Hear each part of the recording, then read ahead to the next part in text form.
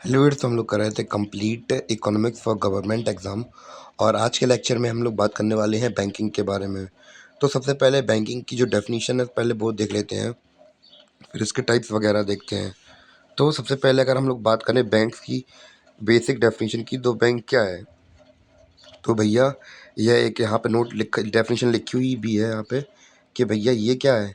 एक ऐसी व्यवस्था है, एक ऐसा सिस्टम है जिसमें जिसमें बैंक नाम का एक इंस्टीट्यूशन होता है। क्या होता है?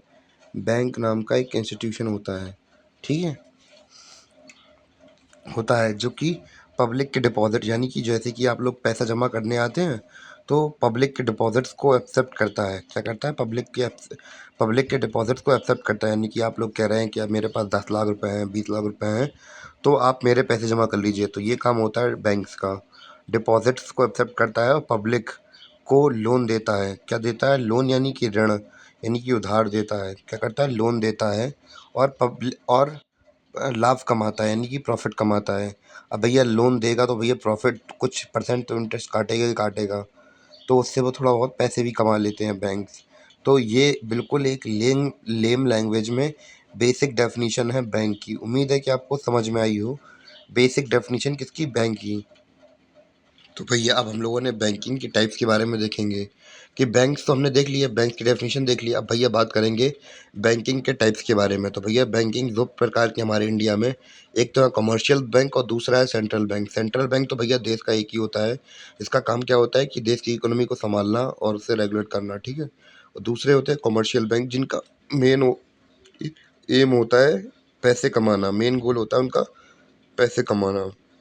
और कमर्शियल बैंक की बात की जाए तो भैया ये फर्दर दो टाइप्स के और होते हैं। तो भैया पब्लिक बैंक्स, प्राइवेट बैंक्स। तो क्या होते हैं पब्लिक बैंक्स और प्राइवेट बैंक्स?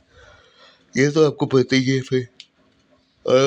जो पब्लिक बैंक्स हैं यानी कि सरकारी बैंक्स हैं, ये हमारे पास बहुत लिमिटेड है। इनके नाम जितने याद कर लो आप तो बढ़िया है, वरना दो चार एग्जाम्पल तो आपको पता ही होना चाहिए। जैसे कि अगर पब्लिक बैंक्स की बात किया तो भैया 12 पब्लिक बैंक है हमारे पास।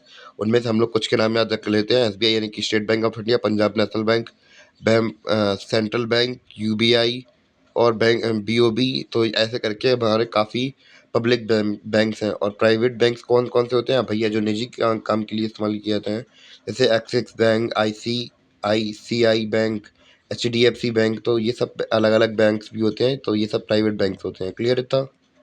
तो भैया और कमर्शियल बैंक का जैसे कि हमने अब देख लिए, ये Punjab National bank, SBI, HDFC, ये सब बैंक वगैरह कमर्शियल बैंक देख तो लिए।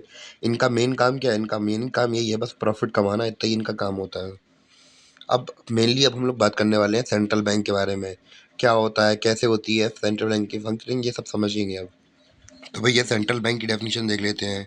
तो सेंट्रल बैंक का यहाँ पे डेफिनेशन लिखी हुई भी है कि एक देश का सर्वोच्च बैंक, यानी सबसे सुप्रीम बैंक होता है कौन सा? सेंट्रल बैंक, जो कि पूरे देश की के बैंकिंग संरचना, यानी कि बैंकिंग स्ट्रक्चर और मौद्रिक नीति, यानी कि मॉनेटरी पॉलिसी, या फिर एक तरीके से कह सकते हैं मनी के फ्लो को कंट्रोल, कंट्री के अंदर कैसे कितनी मनी फ्लो करवानी, कितनी रोकनी है, कितनी बढ़वानी है, तो ये सब देखना को रेगुलेट करना या कंट्रोल करना या ऑपरेट और डायरेक्ट करना का काम कौन करता है? सेंट्रल बैंक करता है। एक देश का सर्वोच्च बैंक जो पूरे देश के बैंकिंग स्ट्रक्चर और मौद्रिक नीति को रेगुलेट, कंट्रोल, ऑपरेट और डायरेक्ट करता है, तो भैया वो कौन है? हमारा सेंट्रल बैंक है। कौन सा है? Central bank. उम्मीद है कि आपको समझ में आ गया हो सेंट्रल बैंक क्या है। तो भैया सेंट्रल बैंक के बारे में और क्या क्या इंपॉर्टेंट जानकारी है। तो भैया हमारे सेंट्रल बैंक का नाम क्या है? RBI, reserve bank of India नाम है इसका। और इसकी स्थापना कब हुई थी? इसकी स्थापना हुई थी 1 अप्रैल 1935 को। और कौन से अधिनियम के तहत इसकी स्थापना की गई थी? आरबीआई एक्ट 1934 के तहत इसे एक्ट में लाया गया था, यानी कि एक्ट के तहत इसे स्थापना कर दी गई थी इसकी। और इसका हेडक्वार्टर कहाँ पे? इसका हेडक्वार्टर मुंबई में। कहाँ पे? मुंबई में। और हम लोग बात करें इसके 26, अब अभी फिलहाल के टाइम पे इसके मुखिया कौन है? तो भैया अभी के समय पे 26वें गवर्नर कौन है इसके? संजय मल्होत्रा। संजय मल्होत्रा। क्लियर? क्लियर, कोई डाउट तो नहीं? तो भैया कॉमर्शियल बैंक में तो हमने देख लिया था कि भैया इनका काम क्या था, ज़्यादा से ज़्यादा प्रॉफिट अर्न करना। पर सेंट्रल बैंक के बहुत सारे काम होते हैं जिनकी आज के आज हम लोग अभी डेफिनेशन वगैरह तो नहीं करेंगे, डिटेल्स तो नहीं करने वाले। केवल हेडिंग हेडिंग इनकी कंप्लीट कर लेंगे और बाकी जो डेफिनेशन वगैरह वाला पोर्शन रहा तो भैया वो कल वाले वीडियो के अंदर हम लोग कर देंगे। और आज की वीडियो में केवल केवल हम लोग उसकी जो हेडिंग वगैरह हैं उनको कंप्लीट कर लेते हैं। तो भैया सबसे पहले करेंसी अथॉरिटी है। करेंसी अथॉरिटी मतलब इनके पास क्या करने का काम है, इनके पास ये मुद्रा डिस्ट्रीब्यूट करा सकते हैं। यानी कि ये क्या करते हैं, मनी सप्लाई को कंट्रोल करते हैं, जो तो मैंने आपको बता ही दिया था। तो ये क्या कर रहे हैं, करेंसी अथॉरिटी है इनके पास।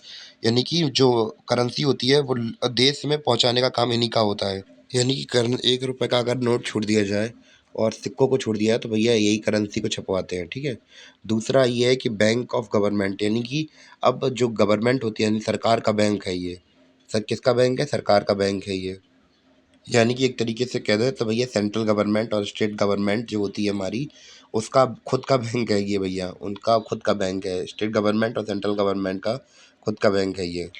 तीसरा फंक्शन क्या है इसका, तीसरा फंक्शन ये है कि भैया ये बैंकों का बैंक है। यानी कि मान चलिए किसी बैंक के पास कैसे भी करके कुछ प्रॉब्लम्स आ गई उनके पास, तो वो भैया उनके पास पैसा नहीं बचा, तो भैया वो आके अब किससे लोन मांगेंगे। जैसे कि आपको बैंक से लोन मांगना हुआ, आप HDFC बैंक के पास गए, तो भैया HDFC बैंक के पास अगर नहीं हुआ पैसा तो किसके पास जाएंगे, वो बैंकों के बैंक यानी कि बैंकों के पापा के पास, यानी कि RBI के पास जाएंगे और भैया कहेंगे कि भैया थोड़ा सा बैंक लोन दे दो, हमें हमारे पास थोड़ी पैसे की कमी हो गई। यानी कि बैंकों का भी बैंक है ये।